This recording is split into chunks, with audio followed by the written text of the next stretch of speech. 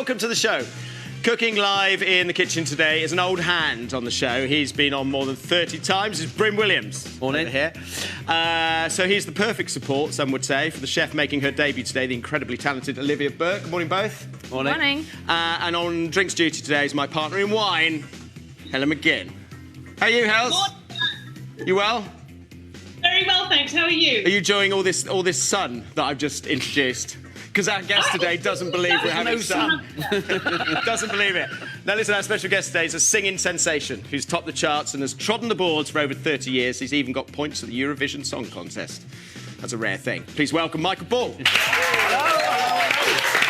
to be back. Nice to have you here. Yeah, lovely. You're not convinced about the sun, though, are you? There was no sun when I drove There here. will be. Oh, I've seen the please. weather forecasts. Good Lord, it's going to be we lovely. need it, isn't it? You're going to be out Really? there drinking rosé, distanced or something. Right. Anyway, we'll Distanced or something. Honestly, I'll lose track. You know. This is not a public service broadcast from me. Clearly. So, yeah. Now listen, let's talk about your new album a bit Please. later on. Yeah. It's the first one you've written. First one I've written. I've made quite a few, but and I've done 48. I've done 48. Yeah, overkill, I think. And it came about because of what happened last year and Lockdown. Yeah, lockdown. Yeah. And so I was able to write and actually learn the craft of doing that and record it. Well, listen, we're going to talk more about that later. You're also in Hairspray. End of the first week of rehearsals. How's that? No, Do you want to lay in? Yes. You've got a radio show tomorrow. I know. What's wrong with you? I know. But take that money while it's there. Yeah, come on. It's been a lean year. It's been a lean year. Right. Let's see what's on the menu today. What are you doing, lad? I'm going to be doing a new season asparagus dish with sautéed morels with a bit of Nadiya, just with a bit of flavour in there. Nice. And then a chopped egg dressing. We're going to hard boil an egg, chop it up, bit of vinaigrette, salt and pepper. Very nice. Yeah, very seasonal. Your vegetables, aren't you? I just like good cooking, so if it's meat or fish there, I'm OK, but good food on the plate. Nice, very nice. Olivia, lovely to have you here. Thank you. What have you got for us? So I'm going to be cooking butter roasted halibut with some courgettes, which I'm going to poach in a lemon verbena stock, and it's going with a chicken butter sauce, which is finished with wild garlic oil. What a beautiful looking dish. Thank you. Do you like the look of those? Yeah, very much. Yeah? I'll try it. You won't. What have you got? Right, so we're going to do a very, very seasonal spring dish. So duck eggs going to go in first. We're going to do asparagus, duck egg, like a chopped egg, duck Vinaigrette. vinaigrette, and then with sautéed morels. So do sure paper lid, just make sure it doesn't go over the edge, because what can happen if you've got gas, it will catch a light. So we don't want that. Yeah. Let's not do that. Let's not do that. Nice. No. Do you think you're missing sort of a main event? Yeah, I do like a bit of meat. Yeah. I've got to be honest. Yeah. Or a bit of fish. But you're not alone. I think that's probably... It seems like the focal majority. point. Yeah. Yeah, I think, you know, don't get me wrong, It's moving in a different direction, right? Well, I think. For me, it's about how you cook it. It's not what you cook. Yeah. I think years ago, vegetables definitely got, or vegetarian cookery was always classed as, oh, just have that. Yeah. I think if you put the same Mushroom effort... risotto. Yeah, if you put the same effort into it, it should taste... It should taste amazing. How long on the eggs? What have we had? Do you know, Matt? Do you remember? So I had a month to open Odette's and then move up to North Wales. But this time, both in the same week. It's been challenging, to say the least. Right. What we call our house dressing in Odette's. So we have English mustard, Dijon mustard, peppercorns, vinegar, oil, shallots. You chop it all together, mix it all together, leave it for 24 hours, then just blitz it. Okay. And were you like all the other chalet types that I've met when I've been on those holidays, that you come in really hungover in the morning to make a cake? How could you say that? Because they all do. Because they all go out all do. night and then they come in the morning. Yeah. Yeah. Looking a bit shabby. That's a seasonaire lifestyle. That was a classic no comment, wasn't it? But I think, you know, for our trade, you know, learning your trade and enjoying it, it's important. You know, we worked a lot of hours when we were kids. Yeah. You know, and I just Very cooked nice. with Nadiya, and that is my new season asparagus, chopped egg dressing, and morel mushrooms. Amazing. Well done.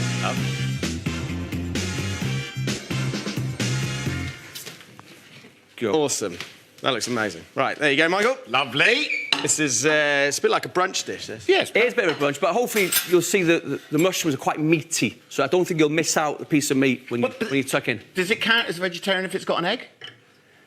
Yes. Yes. Yes. It's just not vegan. Yeah, Not vegan. vegan. Okay. Yeah. But to go, I would order this. I would order this as a starter in a... to go with this, we got a bit of fizz. Nice. Yeah, still got it, haven't you? Hopefully, After yes. all those months at home. 5.5 months off, Yeah. nothing to do. Yeah, It's really, good. really That's delicious. delicious. It's good, isn't it? And our we's going to smell. Brilliant! Everyone's winning. Fun game. Oh, I love it. And put it there, cut the top off, and just waited for them to grow. Just didn't realise you had to plant tomatoes in there.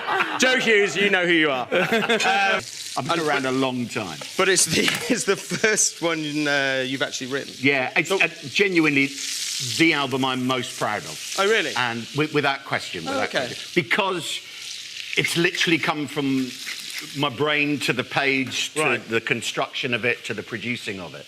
It's the most personal. And does that make it kind of a touch more nervous when you release it? Yeah, it was. Because those are your words, your thoughts, those are my thoughts, my ideas. And And you may like something, but you don't know if other people are going to. So it's that interesting thing. And because I was making it at home in my study, in my back bedroom, actually, to be honest. Really? And so you do demos for things. You start playing them to people, playing them to Kathy was always the first to hear them first. And good critic? The best. Right. I mean, brutal. Yeah. And she was loving what was happening and what was going on. And I felt really good about it. And then the record company said, write the album, do it. Yeah. But it's down to a lady called Amy Wodge. Who is became famous, I think, through Faith's song. Yeah, Keeping Faith. Yeah. Yeah. Well, that's how I got to know her. Got her on my radio show. She was the last guest I had on before lockdown. Right. Singing live, and we just clicked. Yeah. And it was that thing of, in fact, she walked into the studio, there was an Alicia Keys song playing. Right. And I went, this is a great song, isn't it? And she went, yeah, I wrote it. Oh, really? Boom. Mic drop over. Wow. Yeah. And she thought I'd done it on purpose. I had no idea. Okay. So she said, do you want to write? And I thought it was kind of one of those show busy, yes, darling, we'll speak. But I, having done the whole thing with Captain Tom, done that sort of journey, I thought, I'm going to do something. I'm actually going to phone her up and see how to make this work. Right. Called her. She said, right, this is what you need to buy. Very inexpensive bits of equipment for my office, a couple of £100. And we sat and we did a Zoom writing session, 3 hours. I turned up with an entire lyric on the first day. Right. And she said, great. But all by Zoom. All by Zoom. And do you know what? And it focuses you, but you also don't have the pressure. Yeah. I don't know. For some reason, all of it clicked. And all these songs and ideas and feelings started coming out. It was really cathartic. It was really useful for me. Talking about, I mean, you wrote a song about your friendship with Victoria Wood. With Vic, yeah. Yeah. And I listened to that last night, and it's very emotional. Thank you. Yeah, it is. And it was. And that came about... during the first lockdown, there were a lot of retrospectives about Vic. Yeah. And there was one that I'd hosted about her, and that happened to be on when I had the telly on.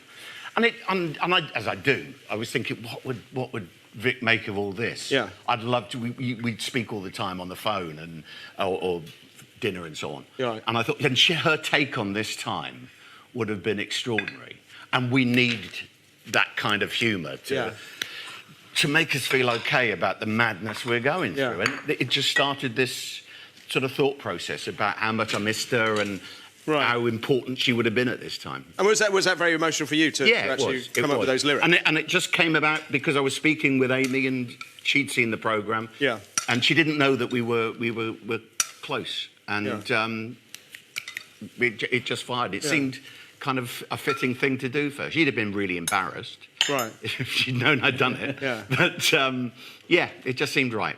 And how was how did it come around that you were writing songs with, or for Sir Captain Tom? Well, that came about, I recorded it with him. I had him on the radio show, the first show back that I did after having had COVID. And it was my first, and it was a very strange time. Remarkable gentleman who was starting to do this walk, and he'd made a few £1,000. Yeah. So I thought we'd get him on the show. And I did the call to him and to Hannah, his daughter. And it just ignited everyone's imagination. Incredible. It was extraordinary. In my programme, about 200 grand was raised in an hour, and then exponentially it just got bigger and bigger. So on his 100th lap, he was finishing. He was on breakfast with Nadiya and Charlie. Yeah. And they asked me to come on and say well done and maybe sing something to him. I saw it. Did you? I watched it. Yeah. So off the cuff, I sang "You'll Never Walk Alone." Yeah. And I saw him singing along with me, and as a kind of a gag, I went, "Oh, Tom, we'll do it as a duet." Yeah. And then as we finished the link, I went, "I wonder if we could." Yeah. And I realised if we made it then and had it out the next morning, he could potentially be #1 for his 100th birthday. Yeah. So I had a mission and got in touch with the NHS Voices of Care, my producers, the record company. I recorded it in my front room. So it's just one of those things. One of those things that everyone got behind it, and he was #1 for his 100th birthday. It was an amazing journey. Yeah, it was fantastic. Now listen, we'll come back to that in just a second. Every time I'm singing from now, and he's the same, I have one stuck between my upper tooth and my cheek. Right. And it's always there. And I have the honey flavoured ones. Right. He likes traditional. It's not as rock and roll as like chewing tobacco. Well, I do that as well, obviously. But no, and it's just this little thing, and it just keeps. You know, the sort of mentholy thing keeps the tubes open. And really? So it's always in there? And you always do that, Absolutely. Really? Every time you've ever seen You're not getting away? I've only once choked on it. You're only ever going to choke on it. But you're lucky. You have to, that's the trick, to get it absolutely secure in there. But I did on one occasion, I'm going for the big note, and I went, and it lodged. But it came out quite quickly when I hit the big note. Wow. Into the front row. That was attractive. Yeah, it was really good. I bet somebody kept it, though. Yeah, DNA. It was on eBay the next morning. What was your Tom Jones story? When I worked at the garage for Michelle Roux, so at that point in the garage, you had to wear a shirt and tie. So this is before 2000. Right. And then one day I was working in the kitchen, got shouted over, thought I was in trouble. Got shouted at? Walked around the corner, Tom Jones was stood there. The only person I've ever seen not in a tie, he was in his normal clubber, and he goes, "Oh, you're from Wales, are you?" And that was it. And he was like, I was starstruck. Yeah. Went back to my work and carried on going. Oh, really? Yeah, that was it. He loves his food. He does, doesn't he? Yeah. And he's got the loudest voice ever, hasn't he? Yeah, and the best stories. He's such good company. Yeah. A magic man. Love him. Do you think he'd come on here? Yes. Oh, no, you're... No. If Bryn was here, he'd be like... Tom, if you want... If it's meat, fish or vegetables, it's how you do it is the most important thing. Yeah, and just using, you know, you couldn't do this in December with terrible tomatoes. No, you'd have to do it in season. You know, it's the sort of thing you just play around with kind of now onwards, really. How's that? Is that really lovely? Yeah. Great. What type of tomatoes are they? I don't know. British. There's a selection of British tomatoes. Do you ever eat tomatoes in America? They're rubbish. They're just all water and don't taste of anything. I'm sorry to say that, but I've always found that. I mean, you don't go to America for great food, do you? No, you don't. I mean, I'm going to get into trouble, obviously, for that now. What will it be making? First time on the show. What you got? So I'm going to be cooking some halibut. Just roasted in butter. Butter's the best thing ever, right? Nice. And then we've got some courgettes. We've got some yellow courgettes, green courgettes. I'm going to poach those in a lemon verbena stock. Okay. So lemon verbena stock I'm going to get on first. And then the fish is going to be finished with a chicken butter sauce, which is split with some wild garlic oil. Nice. A lot going on then. Absolutely. A busy dish. Yeah. Now, listen, while you get on with that, tell us about your story. You started cooking at the age of 18, is that right? Yeah, so I basically made a decision not to go to university, and I went to do my ski season, figured out that cooking was exactly what I wanted to do. Okay. And then I basically finished my ski season. I was like, okay, I need to go and get some proper training. Went to Le Cordon Bleu in London and in Paris. Finished that. Thought I needed to get a job in a kitchen. Right. So I walked into Jean Robichon's 2 Michelin star on the Champs-Elysees with my little CV that basically just had my A-levels on it.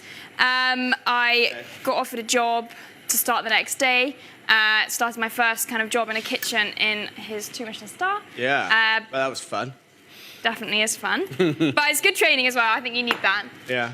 And then came back to London to work for Simon Rogan. Okay. At his Michelin-starred Ferrer inside Claridge's. And then when that closed, I moved down into the main hotel as sous chef.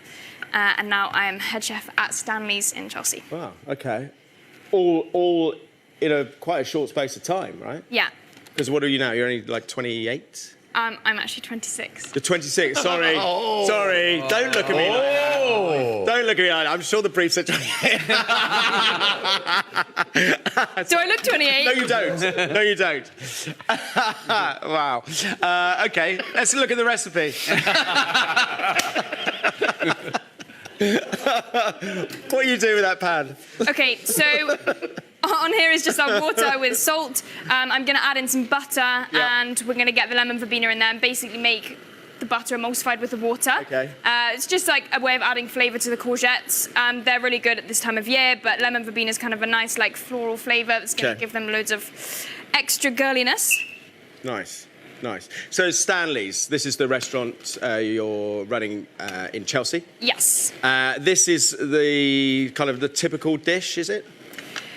Yes. So I like to work with really seasonal ingredients, focusing on where they've come from, when they're at their absolute best. So that's why I've decided to work with some courgettes, white asparagus, and loads of kind of fresh sea herbs, and then flowers, which is my classic thing. Right.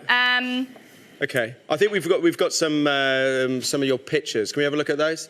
Your Instagram page is beautiful, by the way. Thank you. And actually, like, the seasons help me write the menu, and really try and focus on what's really, really good and highlight amazing British produce. Right. And I think if you're centering on that, it literally writes your menu Writes itself, for you. Yeah.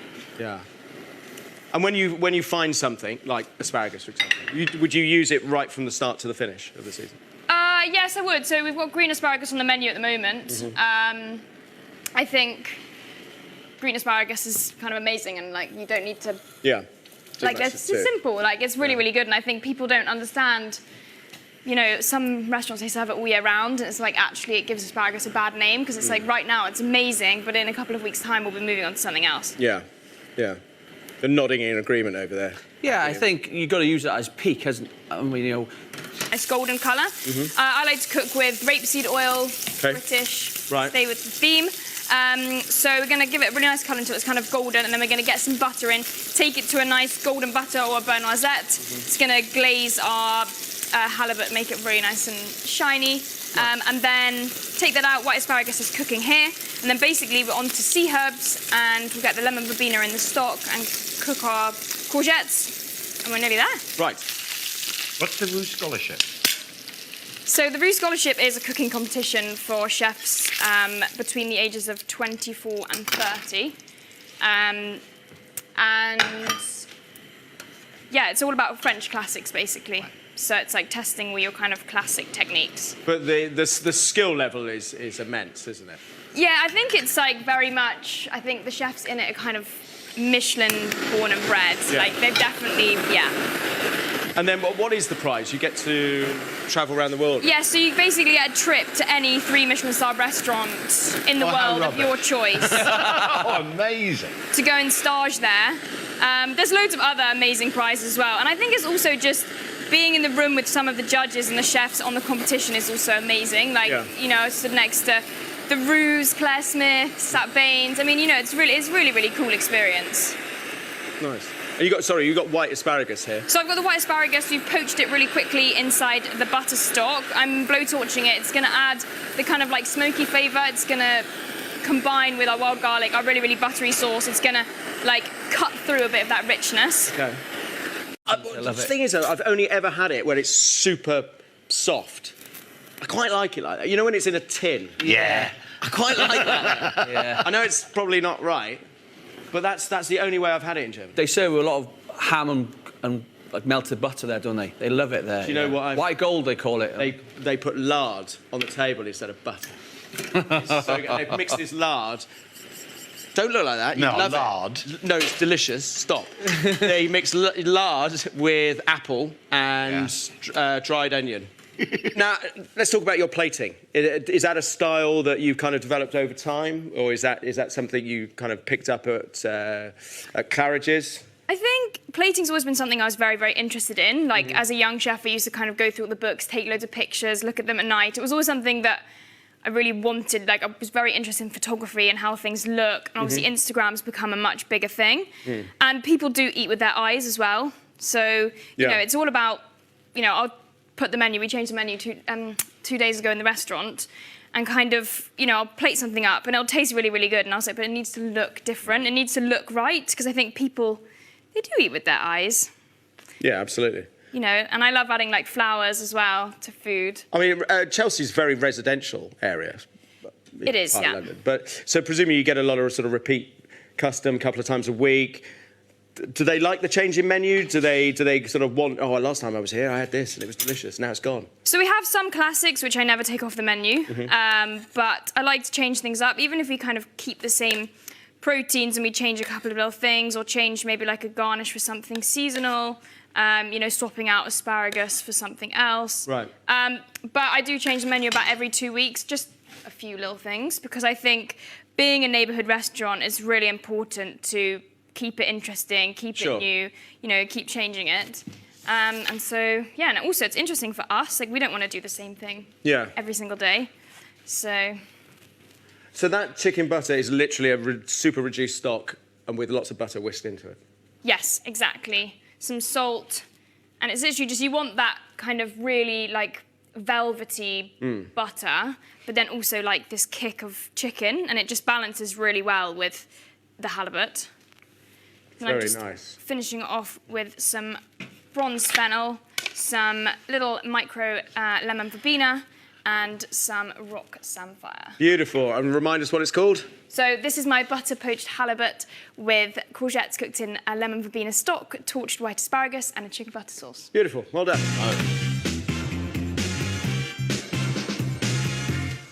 Oh, that's awesome. These plates are really tricky to pick up. Yours, Nadiya, on the floor. See, this is where I let my food down, is presentation. Really? That looks stunning. It does, doesn't it? Yeah. Right, Hels, what do we got here? What's that for you, Mike? That's really nice.